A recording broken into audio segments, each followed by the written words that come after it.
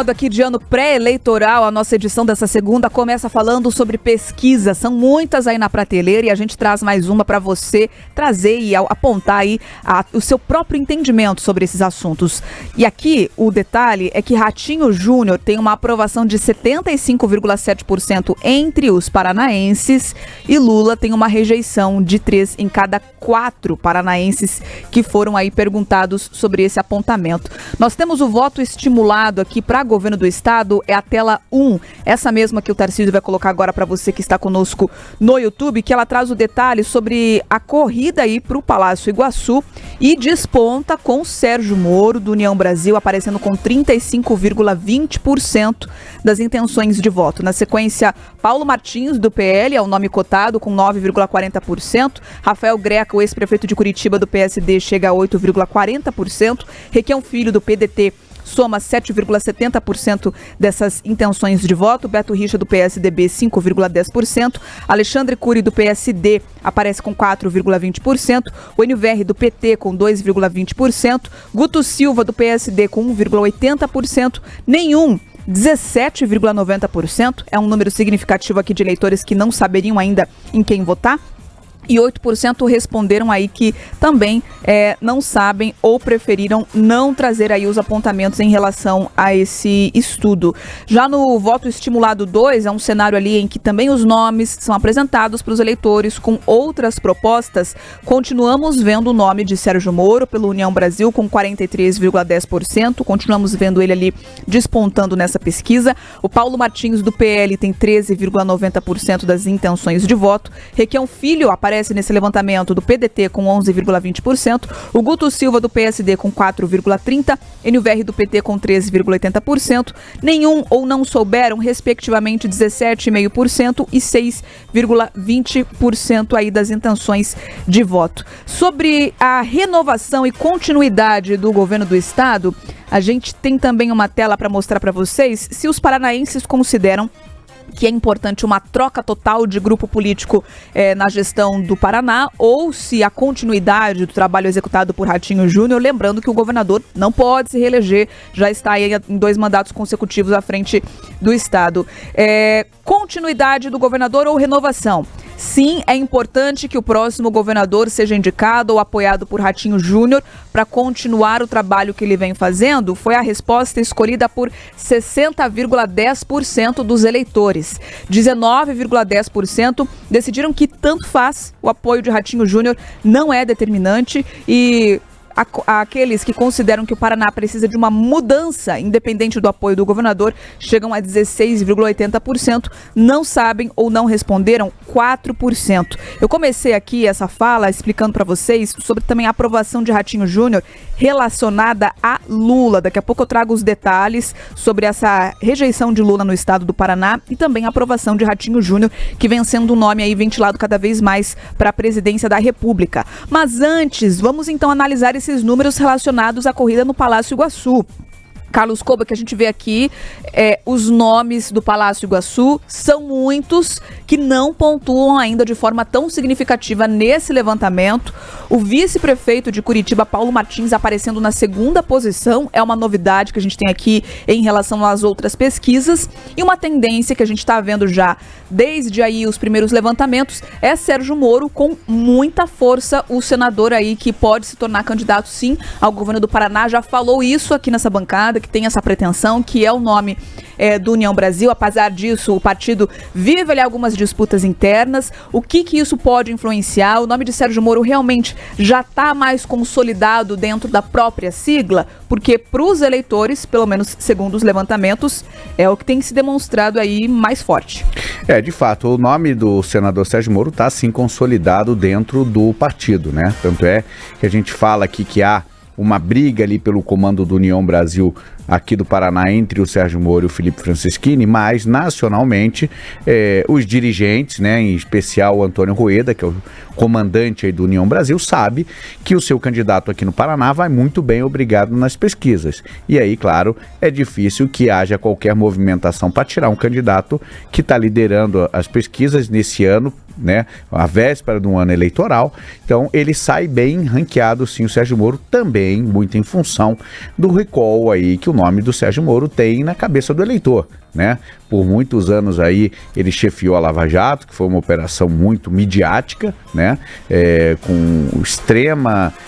Com noticiário quase que diário falando sobre a operação e diretamente, não é nem indiretamente, diretamente o nome de Sérgio Moro, porque era quem autorizava ali os mandados de busca, de prisão. Então o nome do Sérgio Moro ficou muito próximo do eleitor. E aí, claro, que o nome dele vai ser lembrado por causa desse recall. Agora, duas informações me chamaram a atenção nessa pesquisa. A primeira delas, que 60% dos eleitores do Paraná consideram que o apoio do governador Ratinho Júnior, isso é importante, né? Então, isso é bom para os candidatos do PSD, porque Ratinho Júnior já disse aqui nessa bancada que ele vai escolher o sucessor dentro do próprio partido, ou seja, dentro do PSD, e aí Sérgio Moro está fora desse apoio. Então, hoje o cenário, a gente não vê Ratinho apoiando Sérgio Moro, embora algumas pessoas ali no Centro Cívico tentaram ter essa aproximação, levar Sérgio Moro a Ratinho Júnior, mas pelo que o governador Ratinho Júnior falou hoje aqui nessa bancada, não tem essa possibilidade do Ratinho apoiar Sérgio Moro. E outra novidade é justamente que você destacou, Beatriz, é a presença do Paulo Martins, atual vice-prefeito de Curitiba, do PL, que aparece aí como um possível candidato ao governo do estado. Acho pouco crível e explico o porquê. Paulo Martins é muito próximo ao governador, à família de Ratinho Júnior. Se Ratinho Júnior quer fazer o sucessor, dificilmente ele iria deixar o Paulo Martins, um aliado, também disputar a eleição, né? Porque poderia ali tirar votos do seu candidato. E outra, Paulo Martins hoje é vice-prefeito. É bem possível, talvez, que venha em 2026 para candidato a deputado federal, que é uma coisa que ele sempre tem mais afinidade, e ele sempre deixou muito claro isso. Né, ele sempre disse, olha, a minha discussão é Brasília, é contra o PT, o discurso que ele faz, e sempre deixou isso muito claro. Agora, pode ser uma opção. Acho pouco crível, porque haveria aí uma ruptura dessa aliança do PL, com o PSD de Ratinho Júnior, mas em política tudo pode acontecer. Hoje eu vejo como pouco crível. Eu vejo mais a possibilidade do Paulo Martins disputar um outro cargo em 2026, caso ele opte mesmo pela saída da vice-prefeitura de Curitiba. Mas é uma pesquisa bastante positiva, né, para o nome do vice-prefeito aí de Curitiba, Paulo Martins do PL. Ele não estava sendo colocado ali nas pesquisas anteriores e você vê que nessa ele já chega a pontuar quase 10%. Então, de qualquer forma, para a capital político dele é muito positivo ter essa informação, independente, como o Carlos falou ali, se ele vai optar por em 2026 ser candidato ao legislativo ou não, já mostra ali uma ampla base. E olhando para a eleição passada do Senado, ele também teve uma votação bastante expressiva, então é um nome que conversa também com uma parte ali do eleitorado bastante importante aqui no Paraná. Mas vamos lá, né? Até essa primeira pergunta que o Carlos trouxe ali, do apoio do Ratinho Júnior, né? Que na verdade nessa pesquisa do Instituto Agile veio se é importante a continuidade do trabalho de Ratinho Júnior e por isso uma indicação dele vai muito de encontro com uma outra pesquisa que a gente trouxe para você na semana passada, que buscou também entender essa transferência de votos de Ratinho Júnior para um sucessor, que foi do Instituto IRG na semana passada, que mostrava que 40% das pessoas falavam que seria determinante o apoio de Ratinho Júnior. E você veja que nessa pesquisa o índice, né, de importância para isso aumenta para 60%. Então é um número bastante expressivo que vai de encontro com a aprovação de Ratinho Júnior aqui no nosso estado. O que a gente vai ter que entender é que se essa transferência de voto, ela de fato vai acontecer na sua totalidade, porque 60% é um número bastante alto. E tem o fator de que Ratinho Júnior muito provavelmente não estará tão atuante assim na campanha aqui no nosso estado, caso venha a dar tudo certo nesse projeto ali de uma campanha nacional que ele vem tentando articular nos bastidores. Então a gente vai ter que entender o quanto essa virada de votos de fato vai acontecer. Mas se a gente olha ali para o primeiro cenário, onde aparecem todos os nomes, né, a maior parte dos nomes colocados ali, um número de nomes maiores, né, a gente tem 3 candidatos do PSD. Então se você soma tudo isso, a gente está falando de algo em torno de 15% das intenções de votos nesse momento. Somando ainda Paulo Martins, porque como o Carlos Kobach já bem explicou, está neste grupo do governador também, a gente está falando de 25% a 29% das intenções de voto hoje, né, desse retrato dessa pesquisa, mais um apoio do governador Ratinho Júnior, a gente estaria falando sim de um candidato bastante competitivo, caso, claro, toda essa transferência aconteça, né, de candidatos do mesmo partido, de candidatos apoiados pelo governador Ratinho Júnior, e chegaria então ali muito próximo esse nome que a gente não sabe quem será, apoiado pelo governador, chegaria muito próximo do que vem pontuando o Sérgio Moro neste momento. Então é também uma candidatura sim bastante competitiva. E só que a gente vai ter que entender justamente isso. Eu acho que o principal ponto para mim que pega é se realmente a gente vai conseguir ter essa transferência de votos ou não, dependendo do que for acontecer na vida política de Ratinho Júnior. Porque a transferência de votos, ela acontece quando você tem identificação, mas quando a pessoa está muito atuante ali na campanha. E ao que tudo indica, também não é isso que vai acontecer. Os nomes da esquerda, né, continuam pontuando ali aquele patamar que a gente já está acostumado de ver aqui no nosso estado. Requião Filho, inclusive, pontua muito bem, mas para mim ele tem um teto, chega um momento que ele não consegue mais crescer por conta da rejeição a esses nomes da esquerda aqui no nosso estado, e eu acho que ele pontua muito bem também porque tem, né, essa aproximação com o nome, claro, do pai, que já foi governador aqui no nosso estado, mas que também tem essa mesma dificuldade aí da rejeição. Então é claro que muita água vai rolar embaixo dessa ponte, mas é uma pesquisa bastante positiva para Sérgio Moro, que em diferentes institutos, ou seja, diferentes metodologias, vem despontando aí nas pesquisas aqui do nosso estado, mas também é positiva para o grupo do governador Ratinho Júnior, que quando você tem essa somatória ali acontecendo dos nomes do PSD, de nomes que estarão alinhados nessa campanha, e mais ainda com essa nova pergunta aparecendo, né, de transferência de votos, também parece ter um candidato bastante competitivo, mesmo sem a gente saber quem ele vai ser por enquanto, né, Carlos? Pois é, Manu, mas você vê, por exemplo, quando coloca só um candidato do PSD, porque qual que é o problema aqui? Nesse primeiro cenário, ele coloca três, o Instituto tem três candidatos do PSD. Isso é irreal, né? Não existe três candidatos do mesmo partido numa eleição. Só para trazer para quem está nos acompanhando, Carlos, desculpa, que a gente está vendo aqui a tela. A gente está falando ali, ó, que aparece no primeiro cenário Rafael Greca, que é do PSD, então ex-prefeito aqui de Curitiba, Alexandre Cury, também do PSD, atual presidente da Assembleia Legislativa, e Guto Silva, atual secretário das cidades do PSD. Então, o primeiro cenário aparecem esses três. E no segundo cenário, só aparece um candidato do PSD, que aí é Guto Silva. Desculpa te interromper, só para contextualizar. E aí você vê que o candidato, o Guto Silva, não aparece bem, né? Ele aparece com 4,3%, né? Só acima do NUVR do PT com 3,8%. Muito em função também que o Guto Silva não é, talvez, muito conhecido ainda em todo o Paraná, né? Muito conhecido, claro, na classe política, mas talvez para os eleitores ainda não, porque aparece aqui com 4,3%. E também tem outro fator, o governador ainda não indicou quem será seu sucessor. Eu acredito que a partir do momento que o governador colocar a mão ali no candidato, dar a bênção, indicar, olha, o fulano aqui é o meu sucessor, é o meu candidato, aí a tendência... Isso é uma tendência que ele apareça melhor nas pesquisas, seja ele Guto Silva, Rafael Greca, Alexandre Cury, o próprio Darcy Piana, o Sandro Alex, como o próprio governador falou, aqui são esses 5 nomes aí que o governador citou, mas claro, a gente pode ver um novo nome, né? Talvez a gente não esteja nem vendo no radar e o Ratinho já tem aí um nome pensado para sucedê-lo no Palácio Iguaçu. Vamos costurar só esse bastidor então também para o nosso ouvinte, que é justamente entender qual que é a estratégia do governador nesse momento, ou essa aparente falta de estratégia, mas que tem justificativa, tá?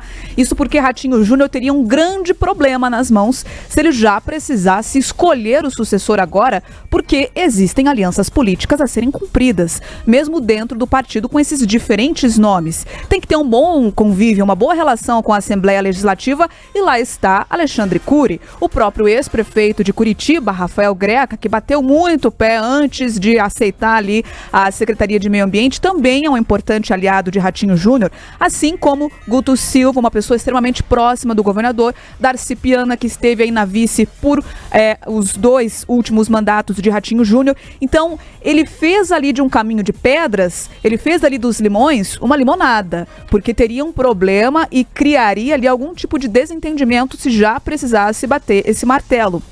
A partir do momento que Ratinho Júnior fala, todos estão liberados dentro do partido para fazer a pré-campanha, as pesquisas que vão dizer quem vai ser ali o possível sucessor, ou vão pelo menos apontar o caminho para isso, ele joga a responsabilidade nos próprios possíveis pré-candidatos e tira dele essa demanda de necessariamente bater o martelo agora. Então vai ser o nome... Corram, façam aí o chão que vocês querem fazer, o nome que ganhar aí, despontar mais nas pesquisas, vai ser o nome que vai para essa decisão de reunião depois, a portas fechadas. Então, trata-se realmente de uma estratégia do próprio partido nesse momento, deixar vários nomes aparecerem nas pesquisas, avaliar aí essa posição de Sérgio Moro. Ratinho Júnior disse que vai apoiar alguém do PSD, não alguém de fora, como o Carlos bem lembrou aqui, e aí a gente observa essa corrida aparecendo também nos números. Mais algum ponto aí, Manu, que você também ia falar? Não é isso, eu ia falar até que chama atenção esse segundo cenário, o nome colocado do PSD ser justamente o do Guto Silva, né, Carlos? Porque é o nome que, por enquanto, de acordo com as outras pesquisas, é o que tem pontuado menos entre Alexandre Cury, entre Rafael Greca, porque são justamente mais conhecidos. Por mais que nos bastidores se fale que é o candidato que o governador tem mais proximidade, o que eu ouvi nos bastidores é que é o candidato do coração do governador Ratinho Júnior, mas ele precisa conseguir chegar ali num patamar competitivo, senão não tem como você apoiar, ainda mais com um projeto nacional como a gente vem falando ali. Mas chama atenção ele ser colocado nesse cenário 2, porque ele é o que vem pontuando menos nesse momento. Então até por isso que chama atenção. Daí você fala que você olha para um cenário 2 que só tem um candidato do PSD, mas aí ele pontua 4%. Mas como assim? A gente está fazendo as contas de que seria positivo para o governo, mas no cenário 2 parece que não. Mas é porque é um candidato que não é tão conhecido. Aí vai depender de campanha, de apoio, de força do partido e principalmente do apoio de Ratinho Júnior. Mas a gente vai ter que esperar para ver qual desses nomes, como a Bia também já bem colocou aqui, vai conseguir essa liderança ali para unificar tudo isso depois em 2026. Deixa eu correr... Não, só nesse caso aqui, como a Manu falou, faltaram aqui pelo menos mais 2 cenários, né? Um com Rafael Greca, sendo o candidato do PSD, e o outro com o Alexandre Cury, presidente da Assembleia, que daí a gente teria um cenário melhor ali de qual seria o candidato hoje mais forte dentro do partido do governador. É isso, a gente vai correr agora com a pesquisa para o Senado, para dar tempo de trazer também todos os extratos para você. Foi um cenário apresentado nesse levantamento, tá? No voto estimulado. E aí quem aparece despontando também nesse levantamento é Deltan Dallagnol, atualmente no Partido Novo, com 21,50% das intenções de voto. Na sequência, Felipe Barros, do PL, com 16,40%. O Flávio Arnes, que atualmente é senador do PSB, chega a 13,60%. A Cristina Grêmio, que está no Podemos, 13,20%. O Alexandre Cury também aparece, olha, nessa pesquisa aqui, ele do PSD com 13,10%. A Gleisi Hoffmann, do PT, com 12,70%. Nenhum, 19,80%. Não sabem ou não responderam 8,3% dos entrevistados. Manuela, a gente sempre vê aqui no Paraná a campanha eleitoral, a eleição, o pleito para Senado muito disputado. E nesse ano não deve ser diferente, nesse próximo ano. São muitos nomes fortes juntos, independente aqui da opinião sobre a ideologia, sobre o posicionamento, são nomes que repercutem e ganham facilmente espaço na memória do eleitor. A gente citou vários aqui e alguns até que estão aparecendo como novidade mais uma vez. É isso, e aí vai depender muito das articulações acontecendo dentro dos partidos, tá? Porque para você conseguir essa candidatura ao Senado depende de definições. E mais uma vez, a gente vê nomes sendo colocados ali, só para trazer uma observação para você que nos acompanha, que nessa pesquisa do Senado, os entrevistados puderam escolher 2 nomes, tá? Por isso que a somatória não vai dar 100 ali quando você olha para essas intenções de voto. Mas primeiro, né, Deltan Dallagnol despontando ali com uma intenção de voto bastante alta para esse momento que a gente fala também mais de um ano antes da eleição, e muito porque é um eleitor que tem a identificação com ele, que está indignado por conta da cassação lá do registro eleitoral dele. Ele foi, lembrando a você, o deputado federal mais votado do nosso estado na última eleição, então ele tem essa identificação com o público, e aí já tem gente perguntando lá no nosso chat sobre a viabilidade dessa candidatura de Deltan Dallagnol. Para explicar para você, né, lá quando a gente teve aquela cassação, não foi cassação do mandato, foi cassação do registro de candidatura. Você entendeu que ele nem poderia ter sido candidato. Então, não foi julgado uma inelegibilidade. O que, conversando com muitos juristas, né, explicam é que a gente vai ter que esperar aquele momento de entrar com o registro da candidatura novamente na Justiça Eleitoral nesse ano para ver o entendimento da Justiça Eleitoral sobre essa inelegibilidade ou não. Conversei com muitos juristas que entendem que ele pode sim ser candidato porque foi uma análise do registro de candidatura, reforço aqui, e não uma cassação de mandato que levaria imediatamente a essa inelegibilidade. Mas é aquela história, que no Brasil tudo é incerto, então a gente vai ter que esperar para ver qual que vai ser a decisão da Justiça Eleitoral. Mas fato é que ele tem um capital político muito grande e a gente vê de novo, né, Carlos, aquele grupo lavajatista, digamos assim, com o Sérgio Moro ali no governo pontuando muito bem e Deltan Dallagnol também pontuando muito bem aqui para o Senado no nosso estado. Depois a gente tem nomes pontuando bem. Felipe Barros, do PL, que também tem uma base e conversa com esse eleitor de Jair Bolsonaro muito bem. Cristina Grêmio, que surpreendeu na eleição aqui de Curitiba. Tem Alexandre Cury aparecendo ali, também com 13%, mas que vem trabalhando ali no governo do estado. É o foco dele nessa candidatura ao governo do estado. Flávio Arnes, que hoje já está lá no Senado, e Gleisi Hoffmann, que fica ali naquele patamar de 12%, que é o eleitorado que está sempre fechado ali com o Partido dos Trabalhadores. Para mim, essa eleição do Senado também depende muito do governador Ratinho Júnior, porque eu tenho para mim que se não der certo essa campanha dele, né, esse projeto dele no Nacional, ele volta para cá e concorre ao Senado. E aí ele tira todo mundo do jogo, porque ele descola, em outras pesquisas que ele aparece aqui no Senado, no nosso estado, ele descola e tira as outras pessoas do jogo. Então a gente teria que entender, porque daí só teríamos mais uma vaga. Mas se tivermos duas, acredito também, aposto, se tivesse que apostar hoje, que ficaríamos entre dois nomes ali do espectro do centro para a direita. Acho difícil a gente ter uma eleição ali, por mais que o PT tenha esse eleitorado raiz, ele também tem dificuldade de crescer, então acho que a gente fica com dois nomes ali mais à direita. E aí essa pesquisa mostra que Deltan Dallagnol está à frente, porque a gente não tem Ratinho Júnior, e ficaria de repente ali entre Felipe Barros e eu aposto que Cristina Grêmio. Eu não sei se você tem uma visão diferente, Carlos. Veja, concordo com você, Manu, plenamente. Se Ratinho vier, a vaga é dele, não precisa nem sair de casa, né? Um celular e no quintal de casa fazendo os vídeos da rede social, ele está eleito. Mais de 60% apontou uma última pesquisa aí, ele como candidato ao Senado.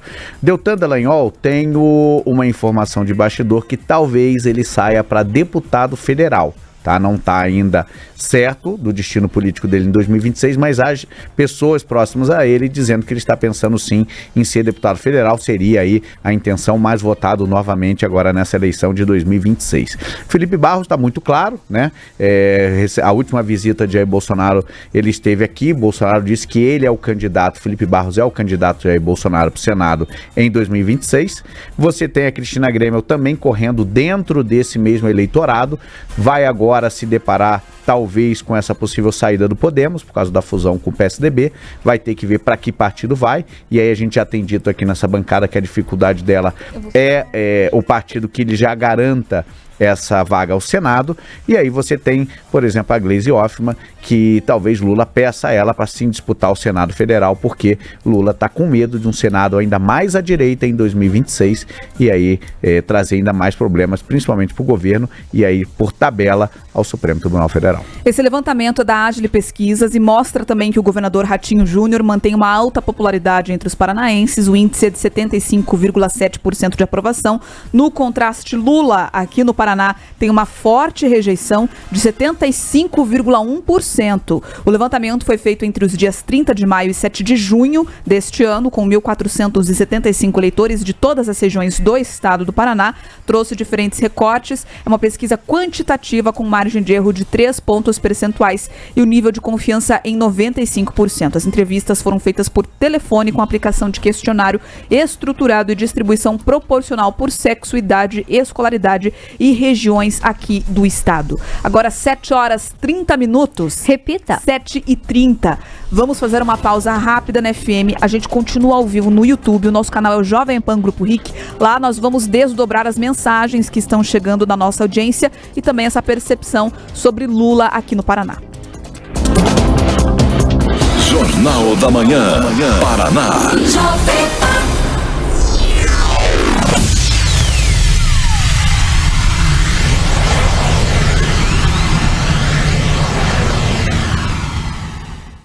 Bom dia pra você que tá aqui no canal do YouTube. Bem-vindo, bem-vinda. Capricha no like. É segunda-feira, tá frio, tem neblina no Paraná. É difícil começar a semana assim, ainda mais se o like estiver baixinho.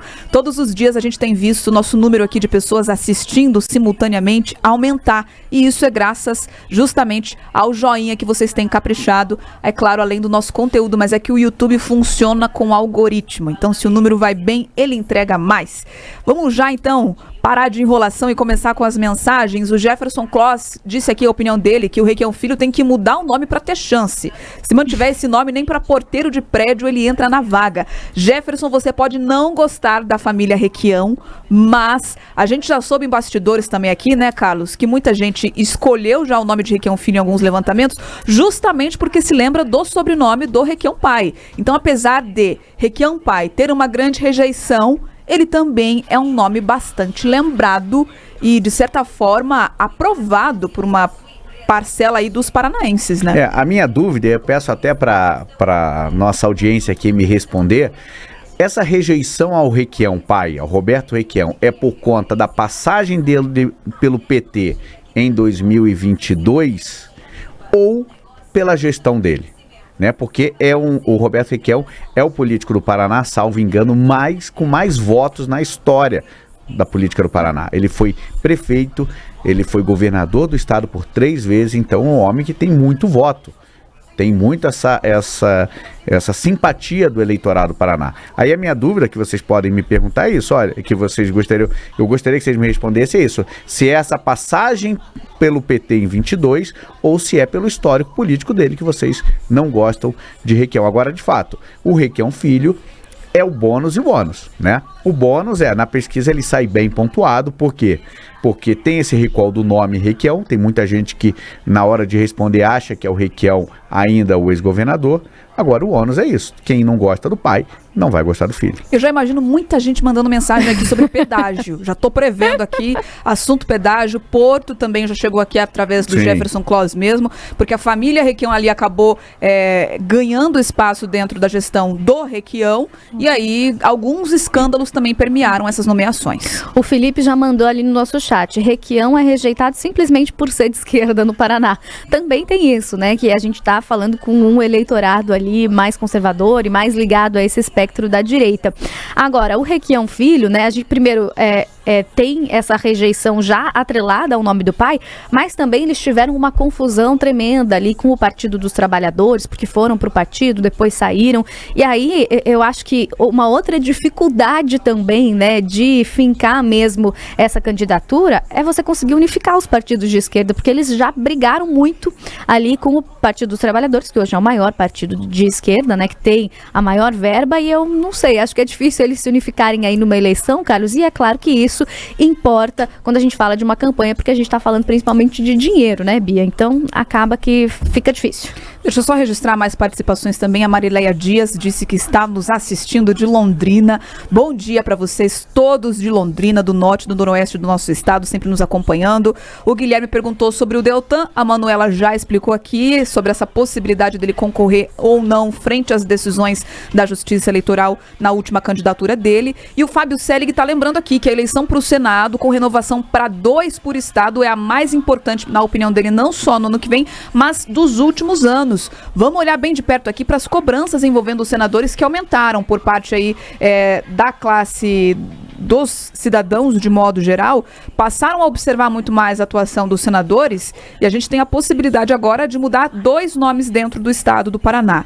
Ao que tudo indica, vários nomes de direita aqui disputando podem levar ali esse pote de ouro do arco-íris, mas também existem os eleitores da esquerda que têm alguns nomes para definir ali, se eles vão mais para uma centro-esquerda, junto com o PDT, com o PSB, ou se vão ali já dialogar direto com o PT, que está com 2 nomes indicados. A tendência é que as 2 vagas aqui do Paraná fiquem com esse espectro político da centro-direita, né? Essa é a tendência. Agora, é possível agir de forma estratégica. A partir do momento que você lança, por exemplo, 4 candidatos da direita, o voto pode ficar dissipado, pode pulverizar, e aí uma só candidatura da esquerda pode chegar na frente. Então, é preciso ver essa questão estratégica também. Bacana a gente falar de eleições, viu? E você ficar atento sempre. Vamos lá voltar para a FM.